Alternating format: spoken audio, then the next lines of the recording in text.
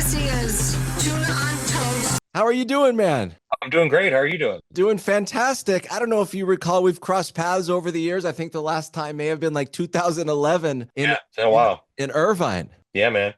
How you been? Thanks for asking. I've been pretty well, luckily, or miraculously. I guess I still have a gig hosting or being on the radio That's and podcasting and all that. that's mostly how I feel too, so I get it. Ah, man, congratulations on everything. Like, as you know, getting people to care about something, especially in art, is difficult, but to It do it is. for as long as you have and with the excitement of your fans and new ones that are joining every day, from my vantage point, it's really cool to see. As has your band been more than you expected it would ever be, or matched what you hoped it would be? I mean, I think everybody when you first start playing music like this for and take it serious. I don't know, at least us, we weren't like the most talented people in the world, but we really cared about it. It was really something that mattered to us, and I think over the years that is what has connected with people, and we would have just never expected 20 years later we'd still be in a position where people care. So yeah, we're very grateful, and it's been a hell of a ride so far.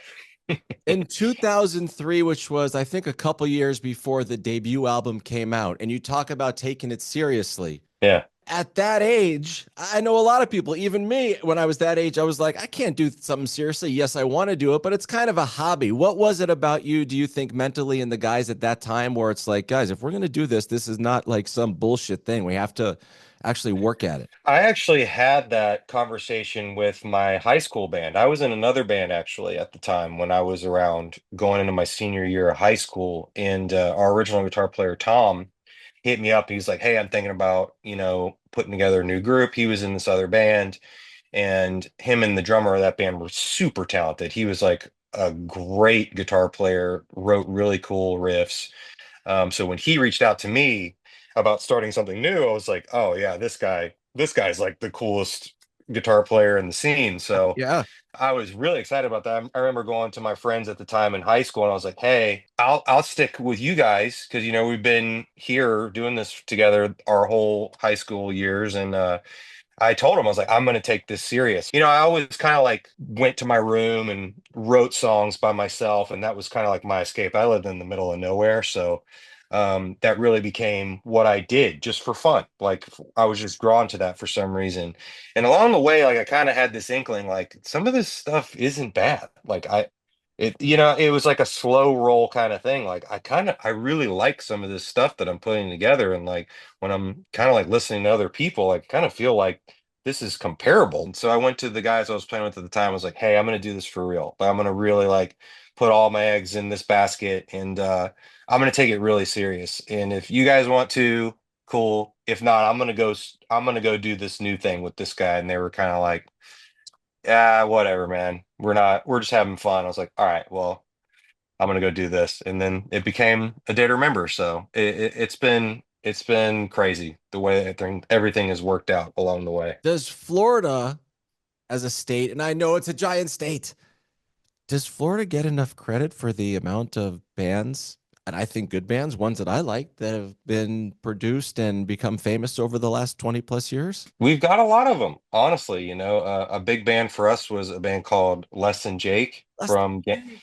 from Gainesville. Yeah, yes. the Gainesville scene was 40 minutes down the road from us. I grew up, like I said, middle of nowhere, and my family was like obsessed with the Florida Gators. Like that was like the professional sports team Right? to them, you know what I mean? It's like the Dallas Cowboys of, Central Florida, rural Central Florida. And no one in my family even went to Florida. They just loved the sports team, you know what I mean? So I always had this like fond attachment to Gainesville. We would always go there as kids and stuff. So the music scene there became like the big city, outside of Ocala. And so it was like Less Than Jake, Hot Water Music, Against Me, all those bands Yeah. coming up in that scene. And, Less Than Jake specifically was the first time I got into like punk and ska and stuff, and their show really had an impact on us. Like you go to a Les and Jake show, first time I ever saw them Went to see them at Brick City Music Hall in Gainesville, and they came out. I'd never seen them. This is before the internet, y'all. Right. If you can imagine. The internet existed, but my family didn't have a computer yet. It was like 2002 or before or something. And I'd never seen these guys before. They come out, they're in like all Hawaiian outfits with beards, long beards and sunglasses. And after like two songs, they took off the whole get up and they looked like normal people that would play that kind of music. And my Right. mind was blown. For a second, I thought it was ZZ Top up there playing these songs. And I was like, you know, I also fuck with that too, but that's Right. pretty surprising. Yes. Yeah. Oh, I love So, hearing that about Less Than yeah, Jake. man. So it was kind of ingrained in us at a young age. Like, it doesn't have to be all like, look at me, I'm being super mysterious and cool the entire time with an attitude. You know, shows for us were also about just having a good time, having like a party vibe. And I really do believe it came from going to their shows in that scene in general. I no way would ever say you're this kind of music, but you're talking about Less Than Jake, and I listened to A Day to Remember. What was it, or what is it about you, or Florida, or music in general in the early 2000s or pre 2000s that led you to write the way you do and make the songs musically the way you do? That was very much to do with our local scene. So our local scene, we had this guy, Drew Russ. He was a bass player in a hardcore band on Facedown Records called Seventh Star, and we loved them. They put out this record called Dead End. There was a few songs on there that had these massive, like, gang vocal parts, and Drew Russ would book all of their friends' bands. Like, they would have tours that were, going around regionally or across the US, and he would book them in Ocala. So the only bands that would come through were like real hardcore bands. That's because that was the scene that band was in. And they were good ones. Like, we saw Comeback Kid for the first time came through town. He booked Terror and Bury Your Dead one time in town. There's a band from Miami area called Glass Eater that we loved that he had come up. So the scene very much, we grew up going to these hardcore shows, like, and you're having these moments that only happen at hardcore shows, at least from what we saw. It wasn't push moshing. These people are like punching and kicking. There's fucking roundhouses Yeah. going off. You know what I mean? Like, this is different and it feels awesome. People are jumping on top of each other, singing along with these game vocal parts. And it's like, when it came time to write our own music, half of the band, like our original guitar player Tom, was like, I want to be in a pop punk band. And we were all like, well, we want to be in one of these hardcore bands. So let's do both. We love Blink 182, but Right. we're not going to be able to play in this town without doing a little bit of this. And then we just mixed the two in a way that we thought was fun and that people would like from where we were from. And it was just like this happy accident that the world also wanted that. And we just didn't know it. And you've stuck to your guns and you've made the music and played the shows the way you want to do it. I'm going to ping pong all over the place right now. I love Avenged Sevenfold. Oh, Matt yeah. M Shadows has been on this show a couple of times, so you're in good company. I'm not good at this job, but the guests have been really good. What is it about M Shadows, Avenged Sevenfold?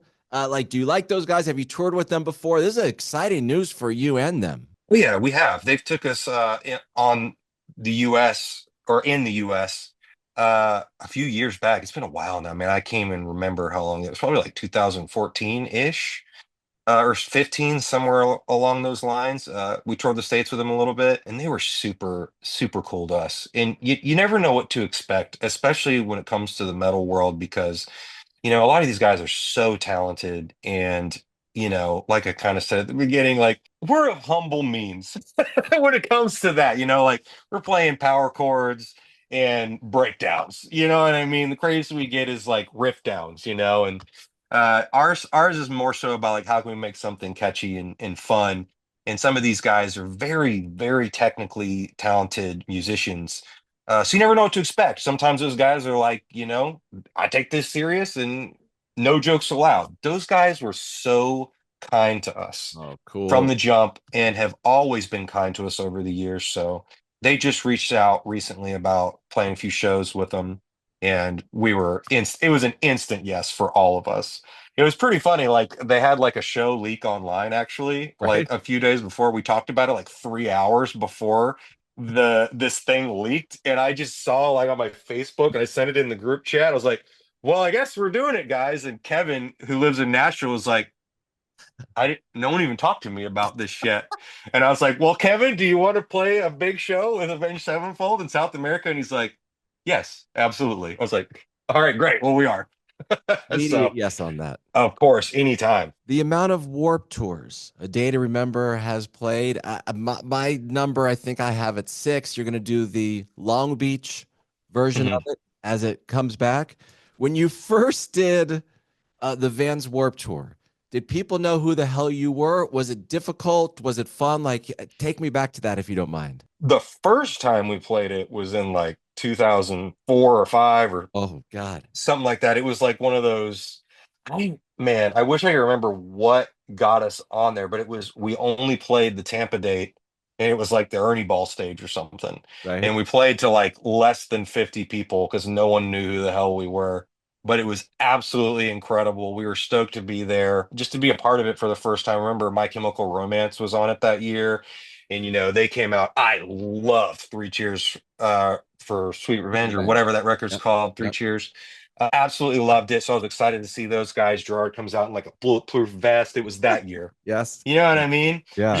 It was fucking awesome. It was like if it had all ended there, we just got to play the date, and see some of these bands that we grew up listening to. That would have been enough, man. And that little did we know that was just the beginning. And years would pass, and yeah, we continued on the tour. When you're Okay. playing that first Warp Tour and you see other bands that are roughly your age, some of them at that time, maybe a few steps ahead of you in their career, did it inspire you or make you feel like, oh, why aren't we there yet? I gotta be real with you. I have just never looked at things like that. It's always been very much about what we wanted to do, where we were. I've never really compared, and I still don't.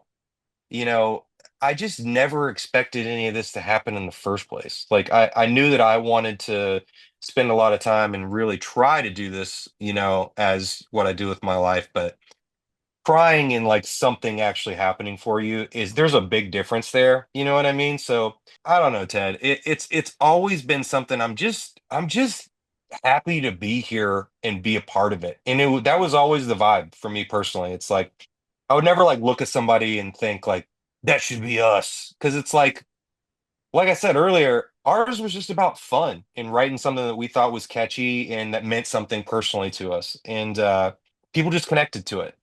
So there was never ego attached to it for me. It wasn't like I'm the best singer in this entire genre. It's like, because I'm not, but I give a shit. And I'm telling stories that mean something to me and come from a real place. And I think that has mattered to people a lot over the years. So I'm honestly, man, more than anything, I'm happy that the scene is a thing. I love that we have this like bubble that the majority of people don't even know about, but it's so significant that we all don't have to get jobs when we get home.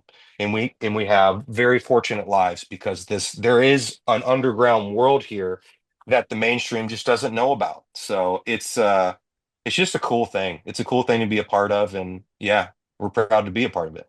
What a great answer. And that whole thing you said about ego, I mean, gosh, it's sometimes it's easier said than done. When I think about the song All I Want, which is roughly, is that 15 years old now? It's crazy, I Oh my know. God. Now that's a song for me. I don't know if you still love that song or where it ranks for you, but that's Yeah, kind of the one where I'm like, wait, who the hell are these guys? A Day to yeah, that Remember. that that song and you guys really helped us kick that through for people. That was like the first song that got played on radio for real for us that had any kind of legs.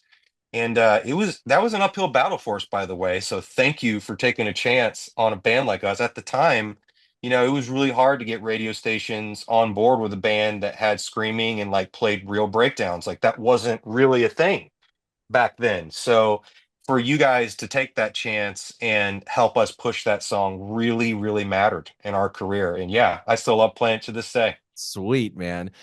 Big ol' album, volume one. I have a question about the producers who are listed on there, like Colin Britton, Yep. you, of course, Zach Cervini, Will, and there's one more gentleman on there, and I'm sorry I'm drawing a blank on who it is.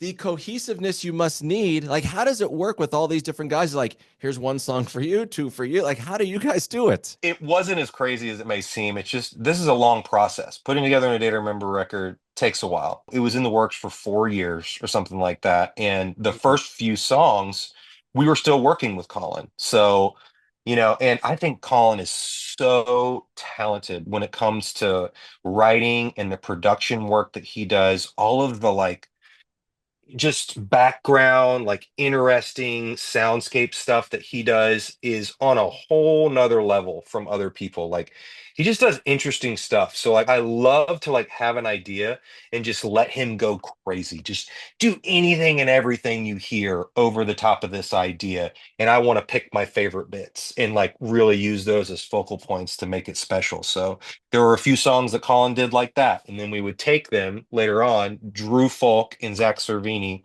did the majority of the record with us.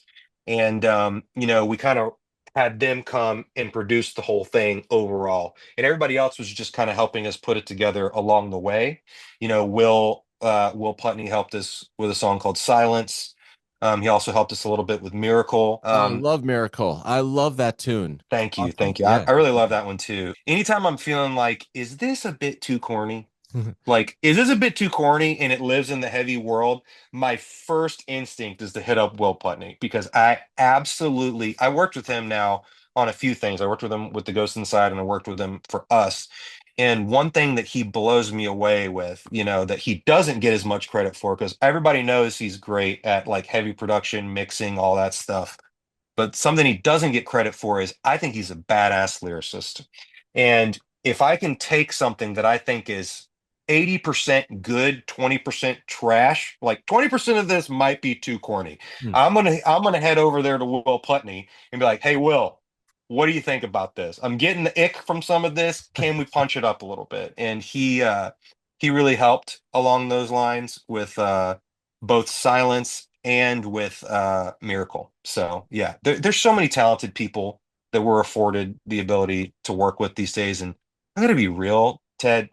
I love working with everyone. I just love the process of writing and being inspired. And the Data Remember is in this amazing place where everybody wants to work with us. So like, why not? You know what I mean? The way I look at it is like the metal community feels so closed off sometimes. Like Right. we can't do that because that's a different band, or we can't do this because we only sound like this. Like I just love how the hip hop community is so collaborative.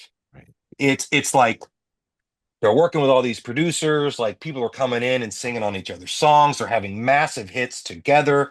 Like that vibe is just so cool. And I would just love to see more of that in the metal and punk community. And that's really how we approach records these days. It's like I uh I try to like put together like what I think is the best batch of songs we can do, but that ends up being around like 6 or 7 songs Hmm. over the course of 4 years that I'm truly like, these are special. How can we fill out the record in a way that doesn't feel like the same people are writing every song, to where in my head at least, you don't have like the first 5 songs are good and the rest just sound like, well, those just didn't quite feel as good, but those they got right. So my attempt is always like, how can we bring in other people we're inspired by right now to fill out this record in a cool, interesting way? We're still writing the song, but it's got that extra little bit of inspiration from somebody else. So Right. that the record as a whole is interesting, not just the songs we got right. I love That's the that. approach. And that takes the ego. Like, that is so smart. That is so healthy. You allow yourself, the band allows other ideas to come in because, and maybe this is what you're hinting at as well. Someone gives you 2% of a great idea, you could turn that into something. Even in my Yep. little bubble as a host, I meet with the guy. I'm like, I'm thinking this. He'll say one sentence, and I'm like, I'm off to the races now. Thank you for Yep. that. That's all you need sometimes. And when when you, at least me personally, when you shut yourself off and you don't allow outside influence at all, um, you get what you get. You know what I mean? And I just don't like that. I like the idea of chasing down a record that's good front to back. I love the, even if I fall short, I just love the attempt to Yes. truly try to take you on a roller coaster that matters the whole way. If I get there again for you, awesome. If not, thanks for checking it out. Big ol' album, volume one. You just dropped all the songs, not on streaming, but physical copies. It's been a few weeks now. Just in a couple days as we sit here, people can stream the entire album. Yeah. I had a question about collaboration and about maybe folks in a certain music community, maybe being a little too close-minded for that. Why do you think that even started, and why, when there's great examples that collaborations can be fun, it doesn't ruin credibility, everything's going to be okay? It's fine that this person stepped in to go right. Where did that come from? How about this? I'm going to play devil's advocate because there's no one way that it works. You know what I mean? I'm very much just talking about, from me personally, what I enjoy. I enjoy writing the songs that we write, but also getting that little extra bit on something else that makes it just feel that ever so much different. I think it really matters in the scope of an album. However, I completely understand being in love with an artist and you just want to protect that sound.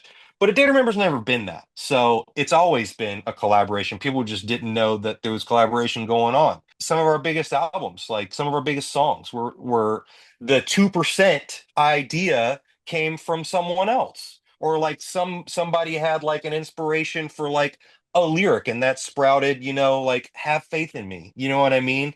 Have faith in me came from somebody just having an old demo that didn't work out and we rewrote it. You know what I mean? And no one knows that because like people just don't look into it. But for us, it's not. It's something that's super important. Like we have always been like, how can we make this interesting? How can we make people listen all the way through? And that's always been our approach. Just have people That's come all. in and Oh, and work with us. Another thing is like people think like just when you see those names on the list, people just assume like blanket statement, oh, this is written for them. That's never been us. Maybe that happens for other people, but for us, it's like A Day to Remember writes every song, but it's that extra 10, 20% that makes it feel different that we're chasing down by working with other people. I love all of that right there. Man, do you get anxious before you release a full collection of songs?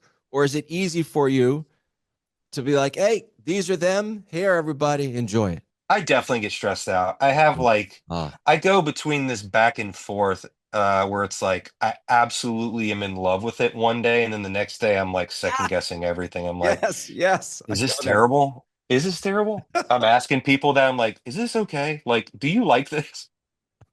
I don't know, man. Like it's such a weird thing, music, it's so personal. It's so like based off of like you're literally making up music that you like and then you give it to in our case all these people care about it, so it is an overwhelming thing if you let it be. I just try to write from the heart, write Really? from a Really place cool. of this is what I'm inspired by right now, and try not to let that affect anything, because at the end of the day, if I'm not writing something from the heart, it's not really a day to remember. I'm just trying to recreate old things that like I've already done. You know what I mean? And I don't ever want to do that. Who was it? I think it was maybe Kevin Lyman or something was on this show, and he said one mistake that he has witnessed over the years more than any other mistake from bands, whether it was in 1990 or in 2024, 2025, and I want to get your take on this, is that Yeah. bands are too afraid to say yes to opportunities. When they're asked to do something, the band ends up having 40 emails between them and then 20 texts with the manager. How are we going to do this? And it's like, say yes to the gigs. Say yes. Go do stuff. Do it. Yeah. Yeah. I totally agree. That kind of goes with how I was saying everybody gets closed off, gets Yeah. like, well, this doesn't work with our brand. This doesn't work with our brand. It's like, I don't know. I guess that's what the guys in A Day to Remember would feel though. Like we're very much like the party, everybody have a good time band. So I get that we are a very different brand from all of the serious brands, but it just feels like if we all just played together, all ships rise. You know what I mean? Like, and Yes. why not? Like, I just, over the years, it's like we've tried to put together super packages from the jump. And if you look back at our, headlining history, it's just full of all the headliners now. You know what I mean? And that's really all we were ever trying to do. Like, let's get the people that we think are the best in the industry that we're most inspired by together on the same bill and play to this as much people as we all possibly can, and all ships rise. I genuinely don't understand why that doesn't happen more in our scene. That so I actually agree with Kevin on that one, because like it does feel like politics and dumb stuff gets in the way a lot of times, because it's like, well, this band's almost the same size as this band, so you can't say that you're smaller than them. It's like, let's just figure a creative way to just all Yes. play together, guys, and just Exactly. smash out an entire arena tour. Like, can we just do it to them? Like, Yeah. this is what the people want. I'm blasting this comment out to everybody. 8 full-length albums for a day to remember. Unbelievable. If somebody is beamed down from Mars right now and they're listening to the new album, what are your top 3 songs that you want to play live from the new record? Oh, that we want to play live. Okay, so that's different. Yes, Uh, I changed um, it halfway through. LeBron is a good time live. Honestly, Okay. that just has like, it has a natural like bounciness, like fun vibe that feels like a lot of our old pop punk stuff that I like about it. Yep, I've played that on Um, my show a couple times. yeah, I love that one. And let's see, play live. I think To the Death is gonna be fun to Yeah, play. I love To the On Death. the heavier side. Yep. Oh, three. I can only pick three. That's right. Feedback. And There I we go. guess I would say All My Friends. Oh, All all My my friends. Friends. There we go. All My Friends has like a super fun, like, hangout vibe, and people are drinking at shows. So I Yeah. think it's gonna fit right in. All right. I'm gonna play that song on my show, by the way, just so you know. I really like that tune. Jeremy, Thank you. you're welcome. From a day to remember, I think we've put in the time, man. I think they're like, hey, you got 30 minutes with Jeremy. So I can't thank you enough for jumping on. I can't wait to play this on the radio and on my podcast. And I know we haven't communicated a ton over the years, but I'm a big fan. I'm a seal in the background clapping for you, man. So much Well, love for thank you. you. Thank you. Thank you for having us again. And thanks for all the love over the years. We definitely appreciated it. Hope you enjoyed. Now hit that subscribe button. And for more Tuna on Toast, listen wherever you get your podcasts.